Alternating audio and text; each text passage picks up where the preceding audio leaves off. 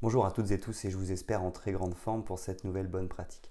Aujourd'hui, je voulais revenir sur un point qui est essentiel dans l'écoute et dans l'écoute active, c'est de ne jamais finir les fins de phrase des personnes. Ça, c'est un réflexe qu'on peut avoir et qui est très mauvais parce que finalement, on l'a vu avec la notion de projection, c'est-à-dire que souvent, on va interpréter en fonction de nos propres croyances, en fonction de notre vision du monde.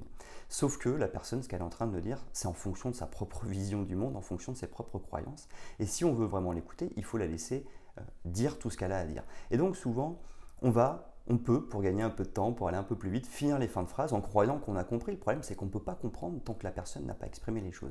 Le risque de finir les fins de phrase, c'est finalement influencer la personne. C'est-à-dire que finalement, on lui met en tête des idées auxquelles elle n'avait pas pensé et qui finalement se met à réfléchir dessus en se disant tiens, c'est pas faux finalement ce que tu es en train de me dire, alors que c'est pas du tout ce qu'elle voulait nous dire à la base. Donc je pense qu'il faut faire très attention et écouter les gens jusqu'au bout. Des fois, effectivement, les personnes peuvent avoir des difficultés à bien exprimer tout ce qu'elles ont à dire parce que c'est des choses qui sont profondes ou ça fait partie de leur caractère.